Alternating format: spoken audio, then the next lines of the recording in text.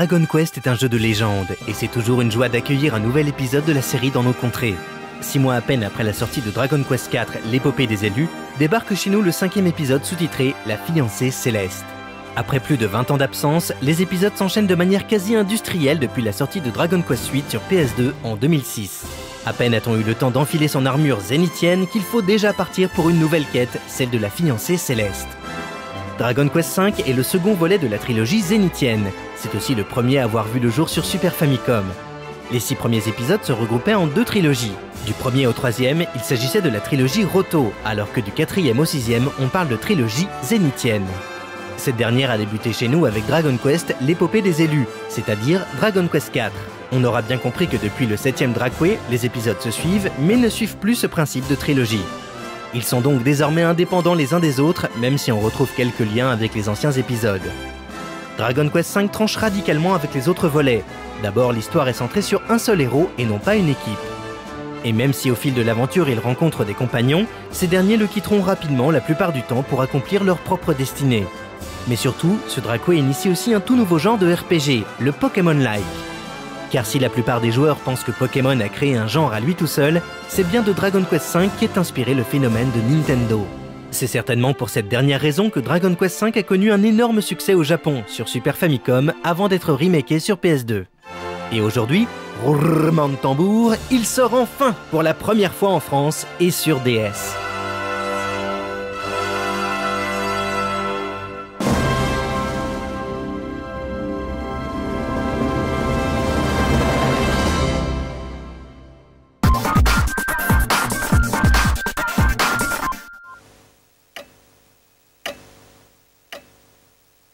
Il est toujours délicat de parler de l'histoire d'un RPG sans avoir à délivrer des moments clés du scénario.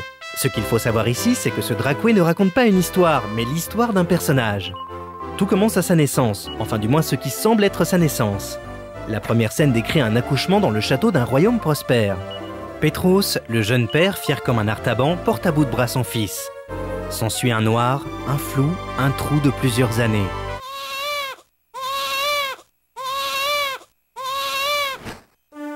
On se retrouve dans la cale d'un navire et les choses semblent avoir bien changé. Le nourrisson a grandi et est devenu un vrai petit homme. Le père, lui, a troqué son apparat de roi pour celui de guerrier itinérant. Tout cela n'aura-t-il été qu'un rêve, une chimère? En tout cas, une chose est bien sûre, c'est que Petros est bien déterminé à suivre sa quête en compagnie de son jeune fils. Quant à l'objet de cette quête, l'histoire le dévoilera.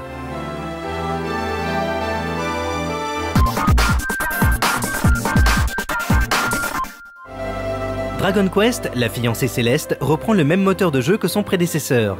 Et plus ou moins le même système de jeu. Rien de bien nouveau pour les connaisseurs. Il faut aller de ville en ville, affronter des monstres qui apparaissent aléatoirement sur la carte, explorer des cavernes à la recherche de nouveaux objets, trésors, etc. Enfin bon, toutes les petites choses qui nous font aimer le RPG. Mais Dragway possède ses us et coutumes, comme les combats au tour par tour et en vue subjective, le fait d'aller dans les églises pour redonner vie à ses compagnons, ou encore déposer son argent à la banque pour ne pas le perdre bêtement lorsque l'on meurt.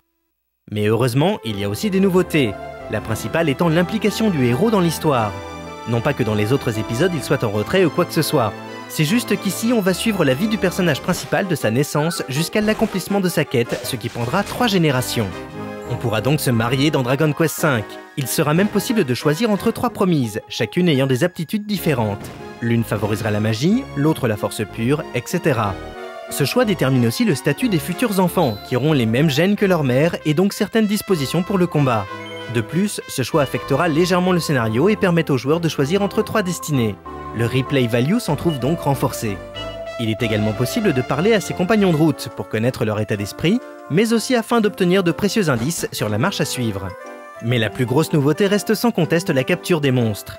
Si le joueur peut compter sur la force et la fidélité de son Smilodon, il peut également recruter de nouveaux monstres.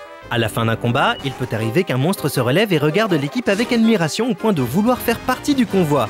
Au joueur d'accepter ou non la créature dans son équipe, chaque monstre récupéré commence au niveau 1. Une nouvelle bestiole est forcément de faible constitution et elle n'en fait qu'à sa tête et n'obéit pas. En effet, c'est à partir du niveau 20 de sagesse que la créature devient docile. Il faut donc attendre qu'elle s'assagisse et la laisser gagner des niveaux dans le chariot. Le fameux chariot qu'on se trimballe depuis l'épopée des élus, qui permet à ceux qui sont dedans de gagner des points d'expérience même s'ils ne participent pas au combat. Un monstre capturé peut être considéré comme un compagnon normal. On peut lui donner des ordres, mais surtout l'équiper en armes, boucliers, etc. Par contre, le chariot ne peut pas accueillir beaucoup de monstres. Le reliquat doit être envoyé au dresseur de monstres. Dans son antre, on peut récupérer des monstres ou voir des infos sur ces derniers. Il est également possible de les échanger ou encore les laisser s'échapper, bref, un Pokémon Center avant l'heure. Il existe d'autres nouveautés un peu plus étonnantes, comme des mini-jeux jouables au stylet. C'est aussi ici qu'apparaît le TNT, un tout nouveau jeu dans le jeu. C'est une sorte de jeu de loi géant où chaque case correspond à un bonus-malus. Heureusement, une bonne récompense attend le vaillant qui en arrivera à bout. Une sorte de Itadaki Street simplifié en quelque sorte. Itadaki Street est un spin-off de Dragquake qui se joue un peu comme le Monopoly.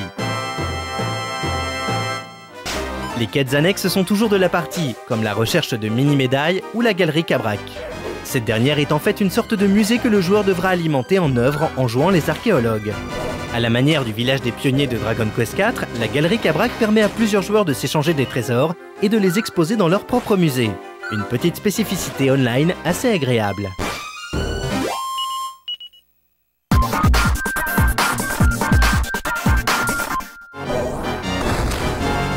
Cela fait toujours plaisir de découvrir un nouveau Dragquake. De plus, ce 5e épisode tranche avec les traditions et les coutumes de cette série de jeux de rôle. Sans dévoiler l'intrigue, on n'incarne pas le héros légendaire. D'ailleurs, c'est assez perturbant au début, puisqu'on peut certes trouver des éléments de l'armure zénithienne, mais il n'est pas possible de s'en équiper, ce qui est assez déroutant dans un Dragquake qui nous a toujours appris que dès le départ, on était le héros de la légende. Suivre l'évolution familiale de son avatar est un vrai plaisir, et on s'attache très vite à toute cette petite famille. Par contre, même si on est accompagné par ses monstres ou encore sa propre famille, ce Dragon Quest donne une impression de solitude. En effet, il arrive de nombreuses péripéties aux héros et à ses compagnons.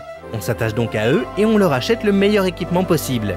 Mais ces derniers quittent le groupe la plupart du temps, laissant bien heureusement leur équipement dans l'inventaire du joueur. Ces va-et-vient impactent du coup sur la gestion de l'équipe. Déjà parce qu'il faut souvent mettre à niveau les nouveaux arrivants, faire du leveling à des recrues de niveau 5 alors qu'on est au niveau 25 prend du temps et casse le rythme du jeu. De plus, chaque créature capturée commence avec un tout petit niveau 1, et pour les renforcer, il faut batailler. Et entre les monstres et les compagnons itinérants, ça devient vite la pagaille. Beaucoup de monde à gérer, mais surtout à leveler. On savait déjà que les Dragquake étaient réputés pour leur level up intempestif, mais là, c'est du haut niveau, sans mauvais jeu de mots. Mais bon, ce défaut est vite oublié, car encore une fois c'est le chara-design de Toriyama, les monstres débiles et les magnifiques compositions de Sugiyama Koichi que l'on retiendra finalement. Assez atypique, ce Dragquake pourra déplaire aux personnes lassées par la capture de monstres et le leveling à outrance. Mais pour les autres, Dragon Quest la fiancée céleste est un plaisir presque aussi jouissif qu'un coup critique dans la face d'un King Metal Slime.